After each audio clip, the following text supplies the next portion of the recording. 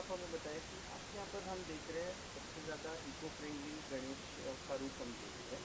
तो आपकी ये जर्नी इतने कम उम्र में आपने ये जर्नी कब शुरुआत की और इको फ्रेंडली गणपति बनाने में आपने एक महारत हासिल की, तो वो कैसे और क्यों? नमस्कार अभिजीत, आपका धन्यवाद।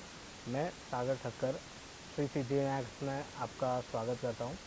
इको फ्रेंडली आइडल जो पिछले 2 सालों से हम देख रहे हैं कि कोरोना का जो काल चल रहा है उसमें बहुत तर लोगों का एक मन ये है कि हम गणेश जी घर पर लाए, जो त्यौहार है उसे त्यौहार की तरह मनाएं, पर साथ ही साथ जो कहते हैं कि सोशल डिस्टेंसिंग का भी एक पालन करना है। तो उसमें एक हमने देखा कि रेड सॉइल मतलब लाल मिट्टी के जो गणेश जी है वो काफ़ी हद तक लोगों को पसंद भी आए हैं। और हम यही सोचते हैं कि जो हम कहते हैं कि मेरी जिम्मेदारी अगर हम ले खुद से तो क्यों ना हम इस त्यौहार को एक अलग रूप दे सके। तो इसमें जो लाल मिट्टी है वो काफ़ी हद तक लोगों को पसंद भी आई है। और साथ ही साथ इसे यदि हम कहें तो गणेश जी की स्थापना से लेकर विसर्जन तक हम पूरा घर में इसका जो है विसर्जन घर कर सकते हैं। और साथ ही साथ इस मिट्टी को हम रीयूज़ कह सकते हैं कि मिट्टी के रूप में आशीर्वाद हमें मिलेगा गणेश जी का। क्योंकि ये जो मूर्ति है आप देख रहे हैं इसमें लाल मिट्टी है और साथ ही साथ इसका विसर्जन करने के बाद आपको हम पॉट देंगे, यानी कि एक कुंडी जिसे हम कहते हैं। तो वो मिट्टी को आप कुंडी में रख कर साथ ही साथ आप आपके मन चाहे जो छोटे झाड़ है या चाहे तुलसी का हो या चाहे फूल का हो तो आप उसमें उगा भी सकते हैं फर्टिलाइज़र डाल के। ये खासियत है लाल मिट्टी के गणेश जी की।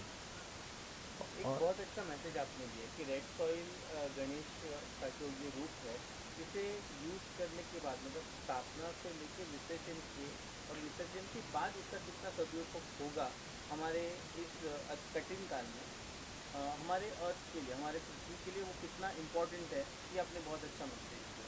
अरे आपकी ये जो जर्नी है कब शुरुआत हुई, कैसे सोच आई और उस सोच को लेकर आपने इतने कम समय में इतनी अच्छी अचीवमेंट हासिल की, इसके बारे में थोड़ी सी जर्नी के बारे में बताएं। हाँ, ये जो जर्नी रही है पिछले काफ़ी सालों से इस कहते हैं ना कि गणेश जी एक मेरा चाहे तो हम कह सकते हैं कि मन में एक इच्छा थी। पहले हम जाते थे गणेश जी देखते थे, छोटे थे तब। शुरुआत की थी हमने बतौर डायमंड वर्क के साथ। काफ़ी मेरा डायमंड वर्क किया हुआ है पिछले सालों से। बट पिछले 3 सालों से एक इच्छा जगी कि क्यों ना मैं भी मेरा हाथ आजमा के देखूं। और उनके ही आशीर्वाद से ये कला मुझे हासिल हुई है। मेरे गुरुजी है विलास चौहान, उन्होंने भी काफ़ी मदद की।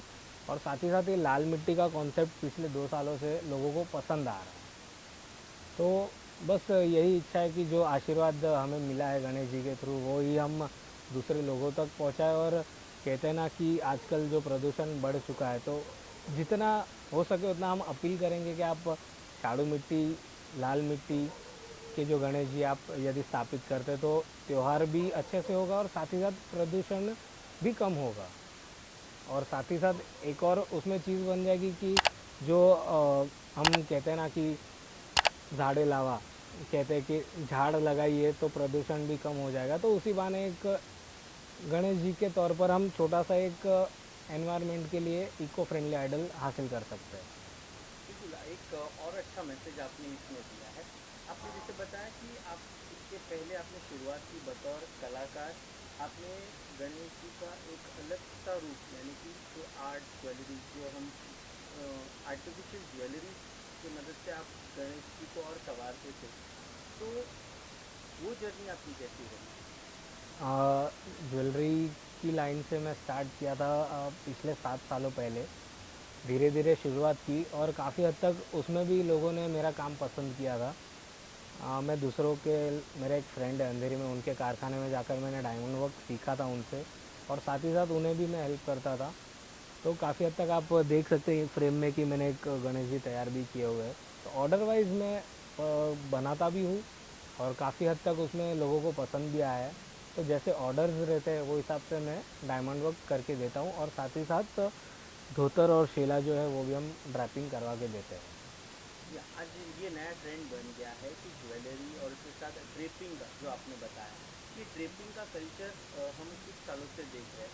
तो उसमें आज ट्रेंड सेट कैसे हुआ है ड्रेपिंग, आज क्या लोग ज़्यादातर गणेश जी की जो पेटा हम कहते हैं या ड्रेपिंग करना, ये किस तरह से स्केल बढ़ा हुआ है? यदि इसमें यदि नज़र डाली जाए तो टाउन साइड जहाँ पर हम कहते हैं कि मुंबई, महाराष्ट्र जाना जाता है गणेश उत्सव के लिए, और उसकी खासियत रही है मुंबई साइड में लाल बाग परड़, जिसे हम कहते हैं कि गणेश उत्सव का एक एक बड़ा सा एक, हम कहते हैं कि दुनिया बन जाती है वहाँ पे। तो वहाँ पे जो बड़े बड़े गणेश जी है, वहाँ पे सब लोग देखते थे कि धोती पहनाई जा रही है, शेला है, फेटा है। तो काफ़ी जो दो चार है हमारे इस लाइन के जो दोस्त, उन्होंने सोचा कि क्यों ना छोटे गणेश जी को भी हम कर सके, क्योंकि हम कहते हैं ना कि कुछ भी मुश्किल नहीं है, नामुमकिन नहीं है।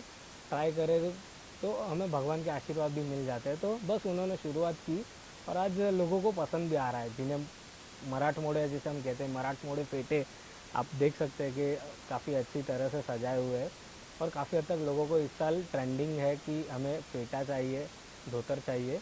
तो एज़ पर ऑर्डर वो भी आपको ड्रैपिंग करवा के मिल जाएगा।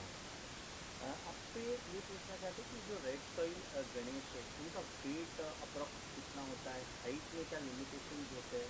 एंड इसको आप रैप करते हैं, आप इसको डिलीवर किस तरह से करते हैं? थोड़ा-सा आप हमें इस बार बताएँ। नॉर्मली यदि देखा जाए तो ये छोटे जो गणेश जी है 10 इंच के, उनका वज़न अप्रॉक्स 1 किलो के आसपास रहेगा। 1 किलो से थोड़ा कम भी हो सकता है, डिपेंड करता है कि किस तरह से बनाई गई है। और ज़्यादातर लाल मिट्टी यानी कि रेड सॉइल के जो गणेश जी, वो काफ़ी हद तक 1.5 से 2 फीट के बीच में ही बनाए जाते हैं, क्योंकि फिर मॉइस्चर का भी एक हमें पॉइंट रहता है कि वो मिट्टी है, गार्डनिंग मिट्टी, तो मॉइस्चर खींचती है। तो उसके चलते 1.5 से 2 फुट ही अधिकतर उसकी हाइट रहेगी। और साथ ही साथ डिलीवर के लिए हम मुंबई में hand to hand, door to door delivery करते हैं, और गणेश जी हम हैंड टू हैंड देकर आपके पास हम गणेश जी पहुंचा सकते हैं। और इसके अलावा और कुछ हमारे व्यूअर्स के साथ कुछ शेयर करना चाहते हैं, गणेश मूर्ति बनाना, या आपसे अगर कोई सीखना चाहता है तो क्या वो आपसे कनेक्ट कर सकते हैं? जी ज़रूर, मैं खुद भी एक अभी भी सीख रहा हूँ। ऐसा हम कहते हैं ना कि हर एक दिन कुछ ना कुछ हमें नया सीखने मिलता है। तो हम ज़रूर हम भी आपको गाइड करेंगे कि कैसे बनाना है। और यदि आपको कुछ बुकिंग्स करनी है रेड सॉइल की, तो अभी भी कुछ स्टॉक अवेलेबल है। बस हम यही कहेंगे, अपील करेंगे कि जितना हो सके आप त्यौहार को मनाइए, पर साथ ही साथ पर्यावरण का भी आप ध्यान रखिएगा। और आपका सभी का प्यार इसी तरह बना रहे, मैं यही चाहूँगा। और आप सभी को भी मैं मेरा धन्यवाद देना चाहूँगा, और मेरा नमस्कार।